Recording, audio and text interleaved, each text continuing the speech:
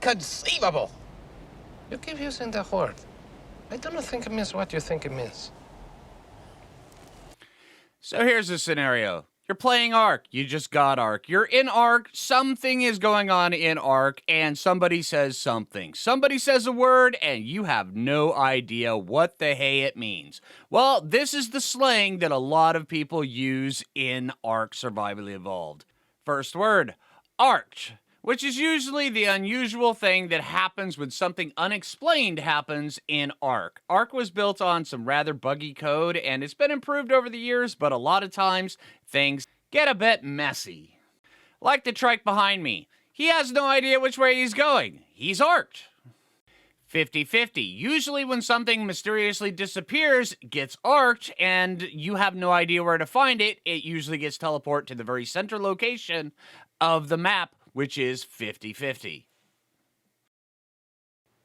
Perfect Tame. When you get 100% taming effectiveness, or as close to as you possibly can get by using kibble and then not damaging them while they're unconscious, that is a perfect tame. Good job. Pego'd. One of these little jerks just jumped out of the weeds, grabbed whatever was in your 0 slot, and now you gotta go chase him down. Usually your spyglass, at least for me. I hate it when this happens.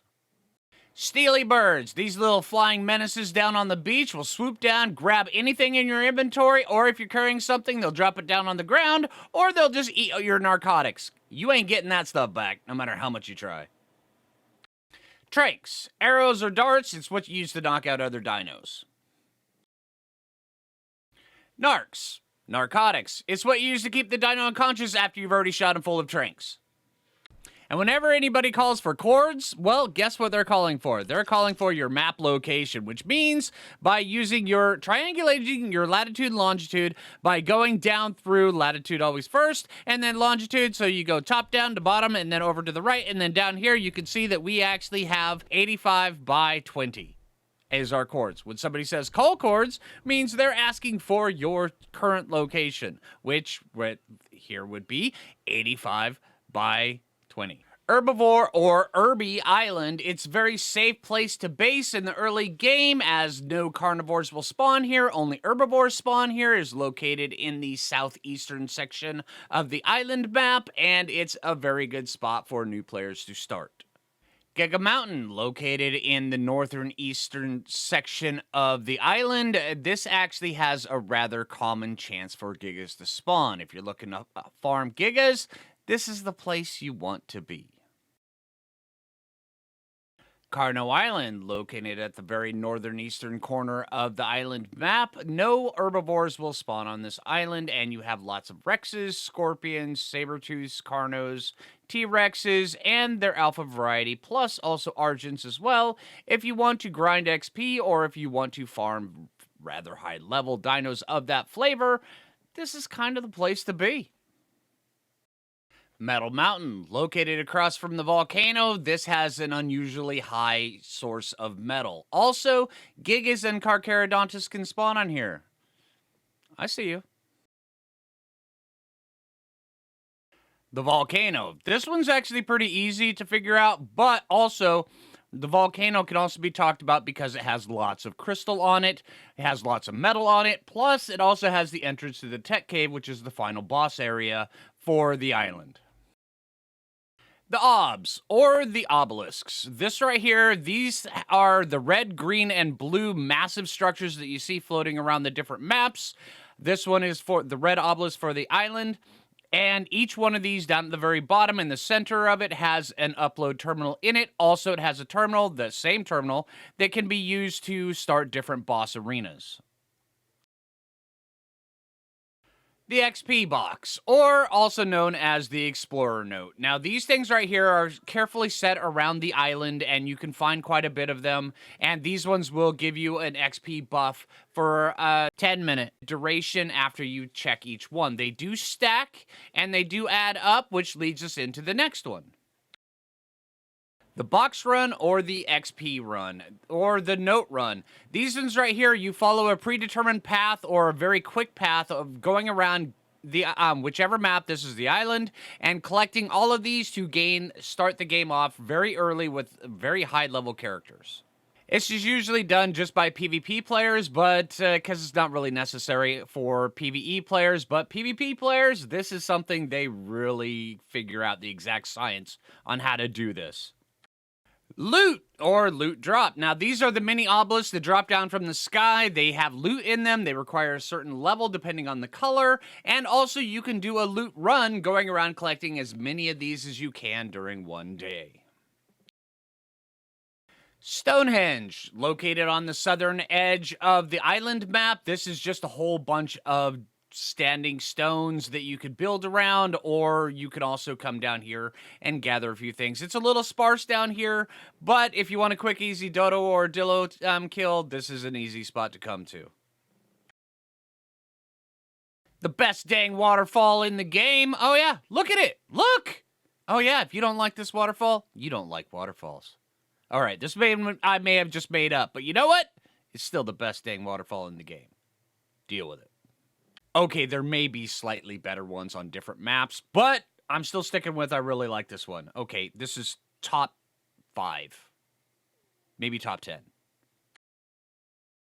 And whenever anybody asks you for lemons, they're asking for citronal. Grows in here. Corn equals long grass.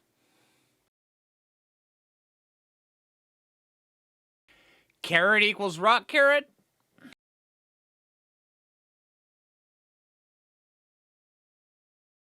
And while potato can mean a slow computer, it can also mean savo root. Mejo or mejo, they come from bushes. So do tinto, azul, amar, narco, and stem. Stems can also mean stimulant. It's bigger brother. PT or Terra always means pteranodon, or your first flyer. Kapro'ds, these little guys, they can also kapro you, which means getting knocked off your mount and getting dragged around into the water, or you can also be kapro'd, which is the past tense of a kaproing you. That makes sense, right? A Phoo is a Mesopithecus, or just any shoulder pet that you can fit on your shoulder. You can also have light Phoos, which come from aberration. You can also have desert Phoos, which come from scorched earth. But a Phoo is a Phoo. A Phoo is a Mesopithecus, but any shoulder pet can be a Phoo. This makes sense, right? I swear, I'm not going cross-eyed by this. A Phoo is a Phoo, all right? Let's get it straight. What, for once and forever. I mean, really, honestly. I don't know how many times people are going to ask me what a Phoo is. A Phoo is a Phoo. This is a Phoo. Mesopithecus. This is a Phoo's Phoo, which is also a Phoo. Yeah. Calicotheriums. Poop cows. If you got the beard, they make really good tames. Bigfoot, or big Phoos. These are Gigantopithecus. Careful, though, they tend to get blurry if you look at them too long, or sometimes when you just see them out in the wild and you try to look at them because they generally blend into the shadows, and you're never going to be able to get a video recording of these guys, ever. Danger Noodle. It's a basilisk. These guys are dangerous.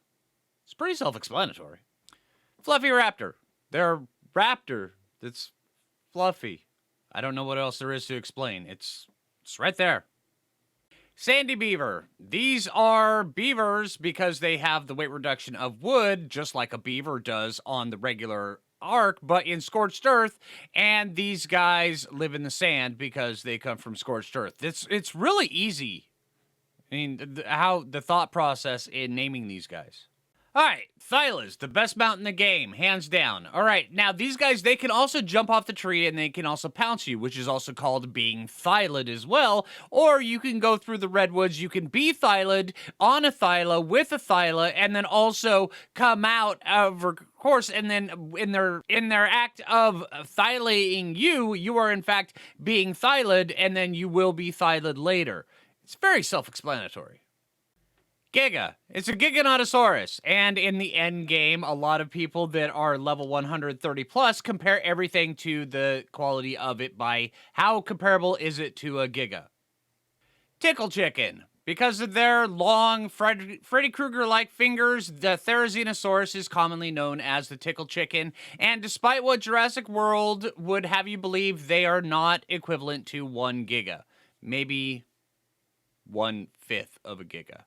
The backpack, Sonoma crops. They're called a backpack because you can open up their inventory while they're riding on your back. This is also known as a Phoo, but even though it is a flying Phoo with a winged Phoo and a backpack Phoo, it is also a backpack, even though it is also a Phoo.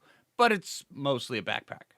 The Karcha, or the Carcharodontosaurus. This is a new addition to Ark'd, and this guy is actually, in fact, worth a giga, or equivalent to a giga, or better than a giga. I would actually say he's to the pi of giga, because not only when he does not enrage, he actually gets a buff and buffs all your friends, which makes him better than a giga. I'm not sure if it's to pi to the giga. I just know that I want pi now, and this guy's better than a giga, or at least as good, if not better than a giga. Alright, so E-Death. This is when you're riding along on your flyer and you accidentally hit the E button and then fall off to your death. Or you could just say, wrong button, like I normally do, and yeah, that's normally the way it ends up with that, and then I just grab my pride and move on. But a lot of other people, they do E-Deaths all the time. Matter of fact, this is a rather typical thing that a lot of players do very early on in the game. That does carry on into the later game, but it's mostly just the early game stuff. So get used to it because it's here to stay, or at least until you can rebind your E button. Congratulations. And the Bob, or the Beach Bob. Well, the Beach Bob is a person who is usually early game, sometimes mid game, sometimes all the way to the late game, who builds their base on the beach, and then they stay there. A lot of times they will take their dinos and they will just spread them out across the beach, and I swear that doesn't get annoying for the other people that are playing on the same server, but it doesn't matter, right, Bob? Because everybody does it, at least when they first start out. Right, Bob? And there you have it. That's not nearly all of them. There is quite a few more. I just decided I was going to split the video up into maybe 2 or 3 parts because honestly, this one right here is going on about 12 minutes, and the editing for this video has taken me quite a long time. So hey, I really hope you guys like this video, and if you haven't already, make sure that you hit that like button. I really appreciate it. Share it with all your friends. Like I said, if you haven't already, make sure you click that like button. I really appreciate it. If you're new around here, subscribe. And until next time, this is Phlinger Phoo, and take it easy, everybody. I hope it helped you out. Wrong button.